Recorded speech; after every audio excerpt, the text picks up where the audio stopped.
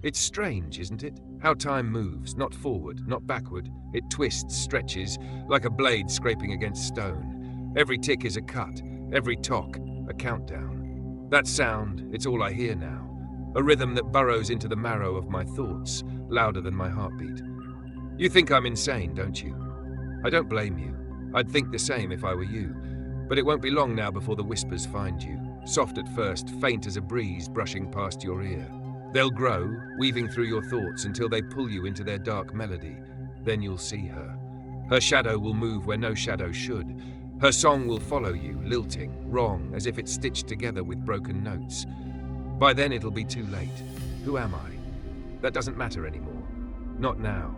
What matters is this. I deserve this. Every shiver crawling up my spine, every second of this relentless terror, it's a debt long overdue. But you deserve to know why. You deserve to know about María Elena, about what we did to her, about how we shattered her, and how she returned to make us whole in our suffering. This isn't a confession. I'm not seeking forgiveness. Forgiveness isn't part of her vocabulary anymore. This is something far worse, a warning. Because María Elena, she's not just a memory, not just a ghost. She's something more, something that doesn't stop. The clock ticks louder now. Louder than the silence that coils around me, tighter with each passing second, louder than her humming that dreadful tune. This is my final hour. Death doesn't scare me. It used to, but not anymore. Death would be a mercy. What terrifies me is her. Her eyes. They're all I see when I close mine. Bright, unyielding, more alive than anything should be after what she's endured. And when your clock begins to tick, you'll see them too. Have you ever met someone who didn't just stand out but seemed too much for this world? Like they carried a light that didn't belong here, in the muck and filth we call life? That was María Elena. She didn't just walk through this place, she floated, untouched, unbroken. She had a strength that didn't shout or demand. It was quieter than that, steadier. The kind that made the rest of us feel hollow, like shadows fading under the sun. And shadows? We hated the light. She didn't belong here. None of us did, really, but María Elena, she was different. This prison wasn't just a cage, it was alive. It breathed in our despair, chewed up hope, spit out shells of people. Yet María Elena walked its halls like it had no hold on her. I hated her for it. We all did. Guards, inmates, it didn't matter. She was a mirror we couldn't escape, showing us the ghosts we'd become. They called her La Santa de la Cárcel, the saint of the prison. A saint, here, in this abyss. She treated us, the broken, the damned, like we still mattered. Even the wolves, the monsters who'd forgotten they were human. She didn't flinch, she didn't turn away. But light like hers, it doesn't last long in a place like this, it can't. The brighter it shines, the more the darkness wants to snuff it out. I remember one day, Santiago, one of the wolves, cornered her. He thought he'd scare her, tear her down with words sharp enough to cut. But María Elena, she didn't break. She looked him dead in the eyes and said, "Your words mean nothing, but speak again, and they'll be your last." We believed her. Santiago believed her. He slinked away, his power gone. But her strength wasn't just dangerous to the wolves, it was dangerous to us, to me. Every time I saw her, I didn't see hope. I saw the monster this place had turned me into, and instead of reaching for her light, I hated her for it. When the wolves finally came for María Elena, no one stopped them. Not the guards, not the inmates, not me. I watched as they stripped her light away piece by agonizing piece, until nothing was left but shadows. And when it was over, María Elena wasn't gone. Not really. We made sure she'd never leave this place, and she hasn't. You need to understand something about that prison. It wasn't just a place, it was alive, a parasite feeding on every shred of humanity we had left. Its walls weren't just walls, they were ribs of a beast that breathed despair and sweat, its shadows pressing down like they wanted to bury us alive. No one left that prison whole. Not the inmates, not the guards, not even María Elena. But she tried. God, she tried. She refused to play the game, refused to bend. Bribes, she wouldn't take them. Threats, she stared them down. She treated the inmates, monsters, wolves like they were still people, like they still mattered. We warned her, all of us. We told her this place would swallow her, that her kindness was a blade she was holding by the wrong end. But María Elena wouldn't listen. She wasn't like us. Not until the night we broke her. That night, I was on the late shift, another endless watch, staring at the monitors, pretending I didn't see what I saw every day. But something was different. The air was thick, choking, as if the prison itself was holding its breath. Then the alarm started. At first I thought it was just another fight, a shiv pulled, fists flying. But when I looked at the screens, it wasn't a fight. It was chaos, a riot. And María Elena? She wasn't running, she wasn't hiding. She was in the middle of it, shouting into her radio, pulling inmates apart, trying to stop the tide. She should have run. She should have saved herself. But María Elena wasn't built that way. And me? I just stood there, watching. Frozen.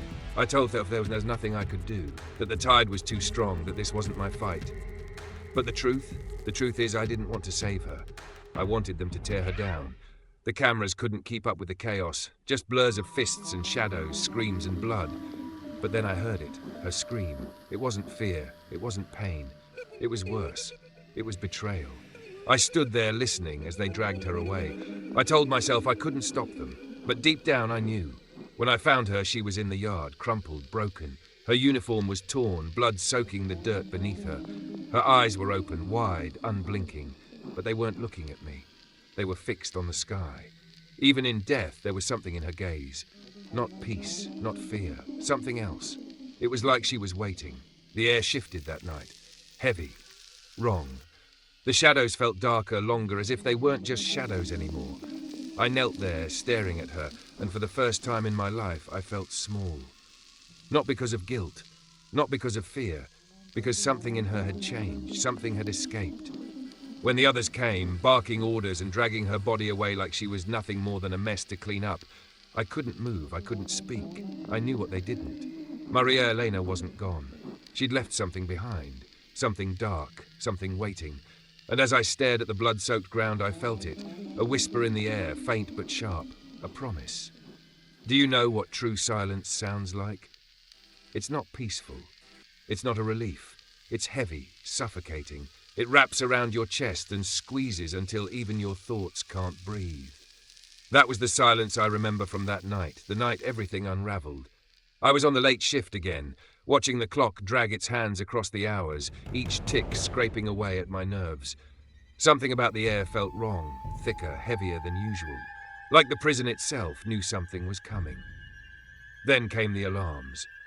The sound sliced through the stillness, shrill and unforgiving. At first, I thought it was the same as always. A fight in the mess hall, a stabbing in the showers. But when I looked at the monitors, what I saw wasn't just violence. It was chaos. Inmates poured out of their cells like a flood, fists swinging, bodies crashing against the guards like waves against a crumbling shore. The walls shook with the force of it. And María Elena, she was there, in the thick of it, shouting orders into her radio, her voice cutting through the madness. She wasn't running, she wasn't hiding, she was trying to hold back the tide.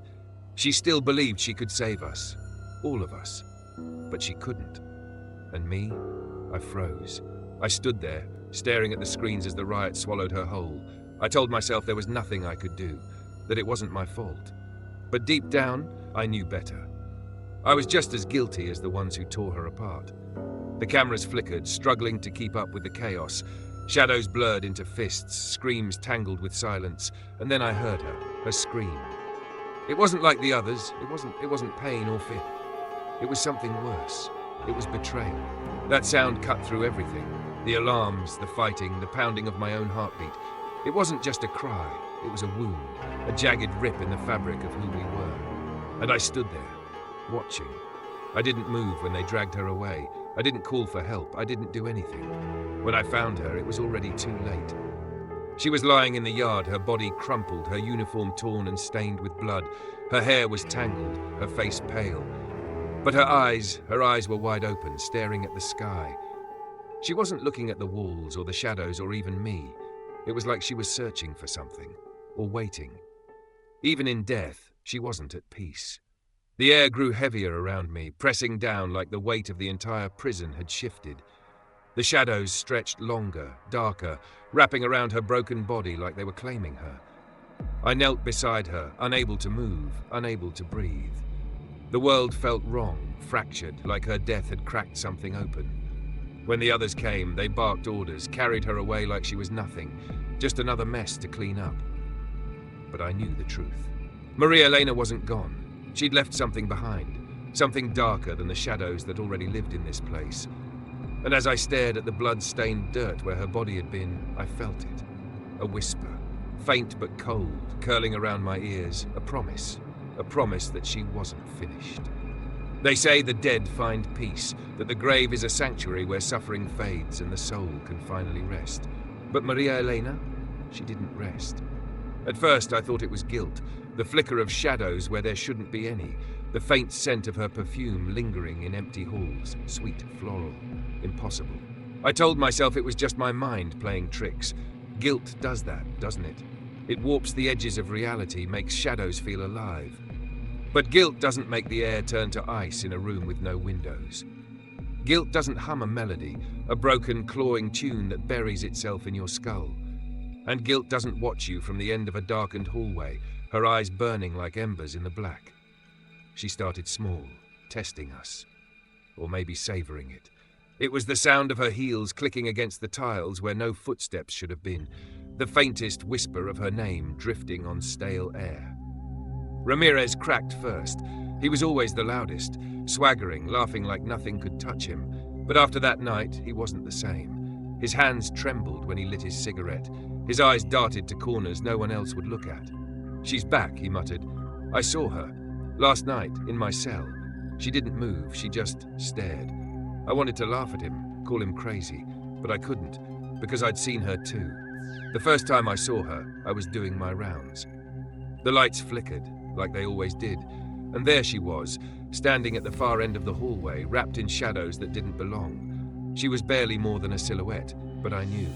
My blood froze, my body locked. Those eyes, they cut through the dark, hollow and endless, staring straight into me. I blinked, and she was gone, just like that, but the cold stayed. The silence wrapped around me, heavier than any chain. She was still there, watching, waiting. And I wasn't the only one. The others saw her too. Morales, Torres, Jackson. We whispered about the shadows, the footsteps, the reflections in the glass that didn't belong, and we all heard the humming, that melody, soft, sweet, wrong. Ramirez disappeared first. No one saw it happen. His car was still parked outside. His locker was untouched. It was like the earth had swallowed him whole, but I knew better. She took him. Then it was Morales. He was in the infirmary, recovering from a stab wound during the riot. I was on duty that night. Everything was quiet until the crash, glass shattering sharp and sudden. When I got there, Morales was gone. Blood streaked the floor, leading into a corner where the shadows seemed to twist and thicken. And in those shadows, I saw her. She didn't move. She didn't speak. She just stared. And then she smiled. It wasn't a smile of forgiveness. It wasn't even rage. It was something worse. Something that made my skin crawl. After Morales, it was Torres. Then Cortez. Then Montoya. Each death was worse than the last. When they found Jackson, I had stopped pretending I didn't know what was happening. Jackson, the senior guard. Always barking orders, always pretending he wasn't part of it. They found him in the old storage room, the one no one used anymore. The door was locked from the inside. His face, his mouth was frozen open, twisted in a scream he never got to finish. His eyes, gone. Just empty sockets staring into nothing. They called it suicide. Said he couldn't live with the guilt. But I knew the truth. María Elena wasn't just killing us, she was making us pay. Now, she's everywhere. In the walls, in the air, in the spaces between shadows. She doesn't need to touch me to destroy me. My guilt is her weapon, her masterpiece. I can't sleep. I can't eat. Every reflection, every whisper, every breath of cold air, it's her, and I know she's not done yet. Not with me. Do you know what it's like to wake up every day wishing you hadn't? To look in the mirror and see someone you no longer recognize, someone who doesn't deserve the life they're clinging to? That's my life now. Every morning, the weight of what I've done presses down a little harder. Every night, she's there, reminding me. At first, I thought I could outrun it, outrun her. I told myself the whispers weren't real, that the shadows didn't move, that the cold wrapping around me was just in my head. But guilt doesn't hum lullabies that curdle your blood. Guilt doesn't leave footprints in empty hallways. And guilt doesn't stand at the foot of your bed, watching. She does. She doesn't speak, she doesn't need to. Her silence is louder than any scream. She just stares, those hollow eyes burning into me. And when she smiles, it's not warmth, it's hunger. I tried to drown her out. I drank until my hands stopped shaking, until the room spun and the edges of my thoughts blurred. But no matter how much I drank, no matter how many pills I swallowed, she was still there, stronger than the poison in my veins. And I'm not alone. The others, they've changed. They don't talk to me anymore, don't look me in the eye, but I know they see her too. We're all marked. Taurus was next. He used to laugh, used to brush it all off like it didn't bother him. But when they found him, his laughter was long gone. His body was slumped in the storage room. His face was pale, his mouth frozen in a silent scream, and his eyes gone. Just empty sockets, staring into nothing. They called it suicide. They always call it suicide. But I know better, every death is the same. Blood, shadows, whispers, and those eyes. Jackson was the last, the senior guard, the one who swore up and down he was innocent, that he didn't hurt her, didn't stand by. But innocence doesn't matter anymore, not to her. They found him crumpled in the hallway, his head tilted like he was listening to something no one else could hear.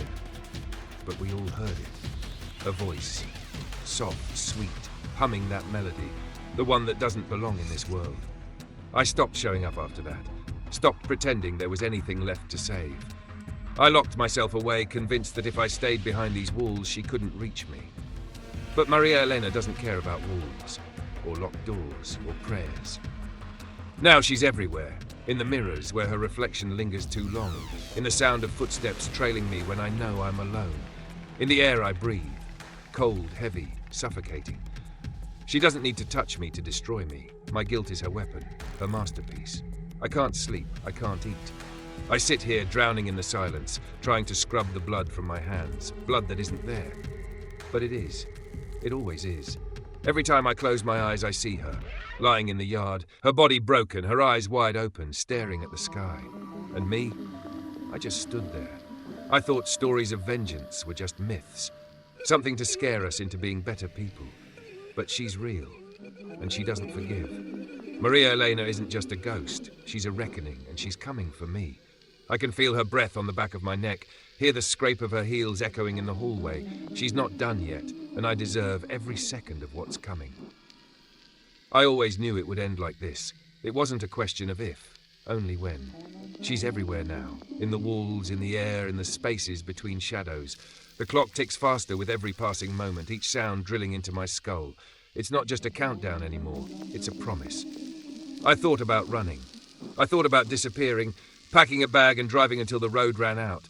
But you can't run from her. Ramirez tried. Torres, Jackson, they all thought they could outrun her. They whispered about open gates, about freedom just beyond the horizon. But no matter how far they went, they always ended up back here. It's like the world itself won't let us leave. Like we're not just trapped in this prison anymore. We're trapped in her story.